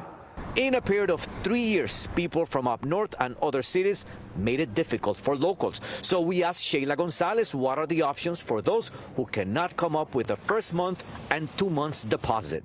Sometimes I can find leasing offices that they are willing to rent. So clients are not going to be able to come out with 3 months, and they usually have like half a deposit. It depends on their credit as well. So instead of coming up with first, last, and security deposit, they will come up with just first month and 1 month deposit. What I'm trying to tell y'all and what I'm trying to show y'all is that it's going to get exponentially worse before it gets better within our society. Is going to get exponentially. When I say exponentially, I mean it. It's going to get Y'all think that these prices is going to go down. It's not. Y'all think that the prices is going to go down. It's not. This is the new normal. The new normal is for you to be paying $3,000, $4,000, $5,000 plus for a house. I'm trying to tell you. Okay, we're going to revisit this conversation in 3 years. We're going to revisit this conversation in 3 years. Why do y'all think that my tenants are so gung-ho about never, ever leaving my properties because I don't raise the rents on them? They cannot get a better deal anywhere, so they're going to be vigilant in taking care of my property and making sure that they stay down for the get down. And eventually y'all gonna be pushed out. So instead of having to come up, let's say, with $8,000, it would be $4,000 and a little bit more. Yes, depend on the credit. If you are willing to rent, going to a leasing office is the way to go, according to this realtor. And by the way, make sure that you find a realtor with experience. So all I'm trying to tell you is that y'all gonna have to be very, very careful. You're gonna have to be very, very careful because it's gonna get worse before it gets better. And it's important for you to tap into the Patreon. Link is in the description as well as pinned to the top of the chat. Make sure you give a shout out to Tej Hanley. 30%. Shout out to Messy Mathematician. Shout out to Tej Hanley. 30% off your first order plus a free gift. That link is in the description also. Let me read some of these super chats and then I'm going to get y'all up out of here for the day because I got a show that I'm planning. I'm going to be live streaming tonight on the Anton Daniels channel. I'm going to be live streaming tonight on the Anton Daniels channel, okay? Make sure y'all come over there late at night tonight, 9 o'clock, 9:30, somewhere in between there. We're going to get it popping. Kevin Sampson says, thoughts on men getting hairline transplants? I think you could do whatever it is that you want to do. Do whatever it is that you want to do. I don't know anything about a hairline. For me personally, I'm just like, yo, I'm chilling, bro. I like being bald. I ain't trying to do all of that. I like rocking out. As long as I got a good beard, I'm chilling. So it depends on what your facial features are like, I guess. Chike Auto LLC says, Anton Mbappe makes $104 million every year currently. Yeah, but $1 billion a year? You get to knock out 10 years worth of work in 1 year. That makes a difference, big dog. Duncan, shout out to Duncan, says, hey, I sent you a video about me getting arrested. Oh, shit. We don't want to see our people getting arrested, do we? Because I was lied on by their mother in the Patreon. I'm also winning Edge Car Wash. You sent it to me in the Patreon? All right, Brian, email me that again so I can have it at the top of my thing. I don't want you getting arrested out here, Brian, but thank you for contributing into the platform. Shit. Jesus, Brian, be careful out there, big dog. My dog, Kevin Sampson, says, that's ironic. I see influencers driving Z06s in Miami. I don't know anything about that. Influencers be getting the bag, though. TR says, Hoover AI, thank you for the 10 ball. I appreciate you. Thank you for supporting the platform. Tanisha Lyles is in the building. Shout out to Tanisha, says, I don't know how I stumbled on your channel, but it's been the best thing yet for 2023. I love compliments. I'm late, but better late than never. I appreciate your wisdom, and I'm excited to be soaking up your gems. Thank you, Tanisha Lyles. I love you. I appreciate you. Yes, you can message people inside of the Patreon, Q. Thank you, Tanisha. Jay Bennett says, we're full in Arizona. New Mexico has openings. Shout out to my dog, Jay Bennett, in the building. Jay Tay says, I'm from Chicago. I can't believe we're not on the list. Medium for 1,000 square foot is $2,500. I got a huge deal for 1,800 square foot for $1,950. Well, the reason that y'all not on the list is because the amount of money that the average person owns in Chicago is equivalent to what it is that everything is renting for. That's why. It's the context that matters, JT. Also, JT says, and the prices I'm talking about is crazy because in Chicago, most apartments aren't up to date with wooden countertops and white fridges and radiators, still 750 square foot for like $2,500, and it's in the hood. Sheesh. Listen, if you got that type of deal, then make sure you hold on. Hold on, big dog. Yes, listen. Again, shout out to Tej Hanley, 30% off your first order plus a free gift. Make sure y'all watch those 2 episodes or the 2 interviews I just did inside of the Patreon. I got a live stream that I am preparing for, but I had to get my wife and my daughter up out of town. So they on a plane ride. They actually probably landed by now. Anyways, I love y'all. I appreciate y'all, but I need y'all to do me one more favor for your favorite motherfucking millionaire on show before we get up out here. Need y'all to do me one more favor before we get up out of here. Make sure you share this with your family and friends. We don't want to be successful by ourselves. Shout out to my girl, Annelise, down there in South Florida, getting to it. That's my Florida correspondent. I'm going to have beautiful women corresponding that is intelligent all over the globe going forward. I love y'all. I appreciate y'all. I'm going to holler at y'all later. Peace.